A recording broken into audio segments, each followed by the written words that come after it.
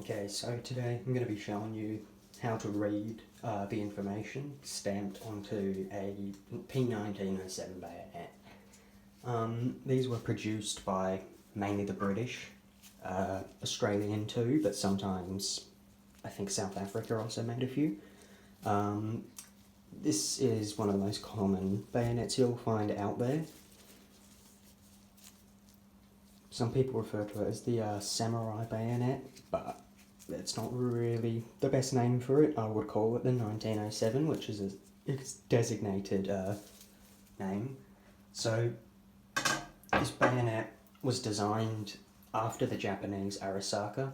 It looks very similar, especially the earlier versions. It was approved for manufacture and use on the 30th of January 1908. There were quite a few makers of this bayonet. In Britain alone, there were 5. So we have Wilkinson Sword Company, we have James A. Chapman Limited, Sanderson Bros and Newbold, Robert Mole and Sons, and Vickers. So when you're buying these, a lot of the time you're just going to see Wilkinson Sword. They produced probably the most of these bayonets, and I'll show you what to look for to tell if you've got one of those. So the way these bayonets were marked up is usually on either side of the ricasso, just this flat on the blade. So you can see here we have a crown up there. This is the cipher of the monarch at the time. This one's George, King George. Underneath the crown there would be a G.R, but it's a bit of a tight stamping, this one. Underneath that you can see the designation of the bayonet, 1907. So that's what this one is referred to. And now you're going to see a stamp of some numbers. There's probably 2. There usually should be 2, if not something's wrong.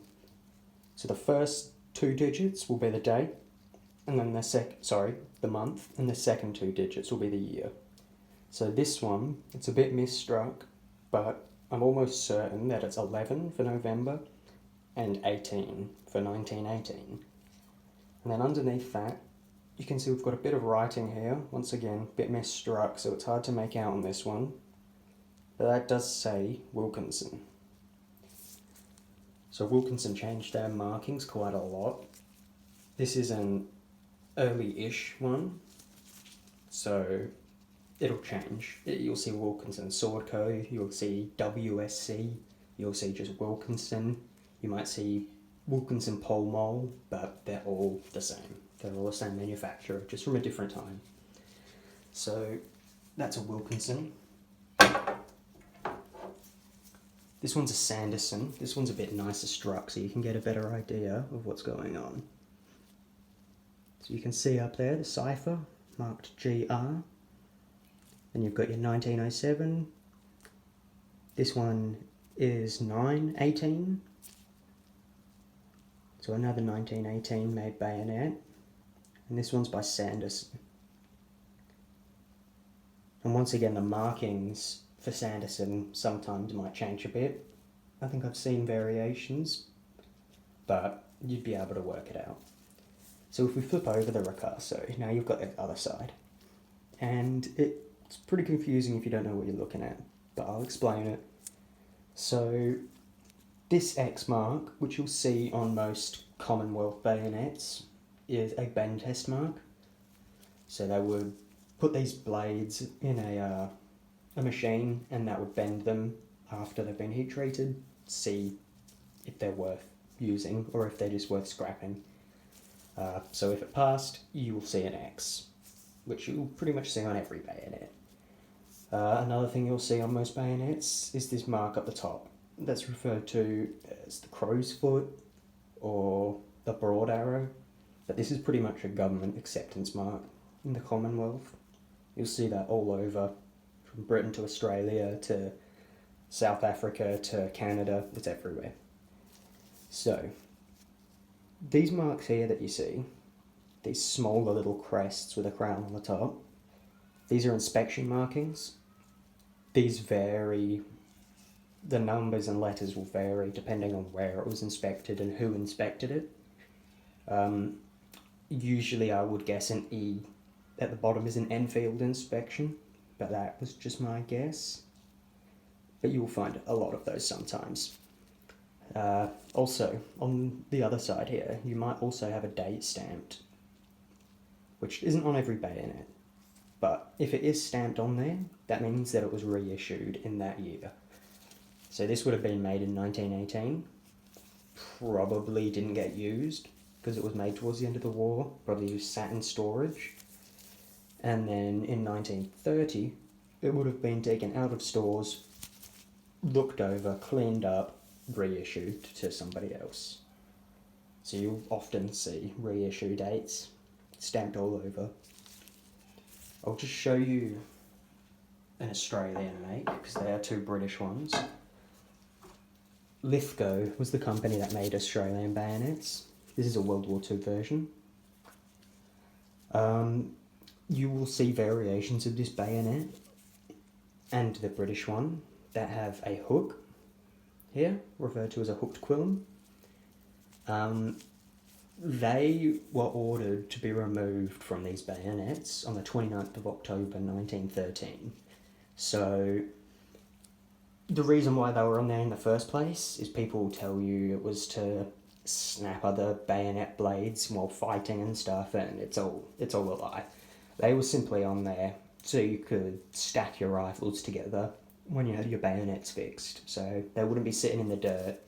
You could just stack them all up together, kind of like a teepee. But yeah, they would often break and weren't really useful, so they cut them off. And the most common one you'll see is this regular cross bar. So as I was saying, this is an Australian one. A bit later, I'll show you the markings of Australian. So as you can see on there, it says MA 1907 and then a 1 underneath that. The MA stands for Munitions Australia, aka Lithgow, who is the company who did make them. When you see earlier versions of this, it will be marked Lithgow, and it will have a crest. And up until 1921, I believe, was when Lithgow stopped, and then they reopened at the start of World War II as Munitions Australia. Still Lithgow, but marked differently. So the 1907 is obviously the type of bayonet this is, and the 1 refers to a Mark 1, because by this point there are a few different marks of this bayonet out there, but this is still the standard long Mark 1 bayonet. You can see down the bottom there again. This one is 1141, so November 1941. These are often serialised as well on the pommel, and usually you can tell with the prefix of B on this one. That also coincides with the year that it is stamped on here, 1941. Flipped over. And you can see a bit of different inspection markings on this one, but practically the same. You've got your bend test down at the bottom, you've got your crow's foot up at the top.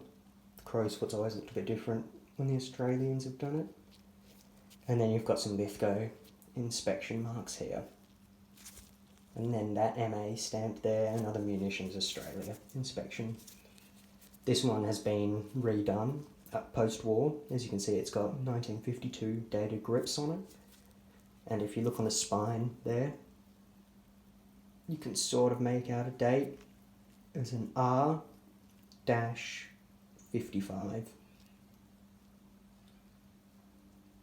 So that R stands for refurbishment in 1955. Quite often you'll see these refurbished because they were used quite long after the war. Australian bayonets always have a super grey finish to them, and the scabbards often have this very red leather. Mangrovite, that's the company that produced these scabbards, 1943. And once again, this scabbard has been reworked. As you can see, crow's foot with an R. But apart from that, it's quite similar to the regular 1907 scabbard. These scabbards, or the metal parts of them at least, were produced at Orange Arsenal, which is a smaller arsenal in Australia. So I've got this one out here, which I'll give you a quick look at as well. Just got it mounted on the nose of an SNLE. So the Indians produced their own variations of this bayonet as well. They started out looking practically identical to this bayonet here, except you'll see the markings on there will be Indian. RFI, Royal Factory Ishapur is a common one, or the Northwestern Railways common manufacturers. Quite easy to tell the difference between them. I'll show you one now. So the markings on the Indian ones are pretty robust and very well stamped a lot of the time. So this one here is actually a Mark III star, which I'll explain to you why. Even though on the blade it still says Mark II, that is incorrect. It has not been updated to its correct nomenclature. So yeah, the Mark III, well, the Mark I was a regular one, and then you had the Mark I star, which is the same as a normal bayonet, but it has this clipping on it called a false edge. So you'll see that on the end of some bayonets. Australians sometimes did it, but the Indians were very popular with doing this. So if it has a clipped edge like that, or a false edge, it's a star variation. So yeah, the Mark I and then the Mark II, which was this short version, and it still had the regular handle. And then you have the Mark II star, which was that with a clipped edge. And then you get to the Mark III, which is this one, and it has this very noticeable square brush handle. It works just as well, if not better, and it takes less time to do, so I see why they did that. And then obviously Mark III star, because it has this bit on it. These are nice bayonets in their own right, pretty collectible. This one is made in Ishapur, 1944, towards the end of the war. And these are typical Indian stampings for acceptance. But that's basically how you can read when your bayonet's from, who made it, possibly even who used it, and all that type of stuff. I mean, on your pommels you will find markings. Not always, but sometimes. This isn't a good example because it's just it's an unknown marking. I don't know what this one means. Usually it's marked on this side, and you'll have some letters and maybe a number.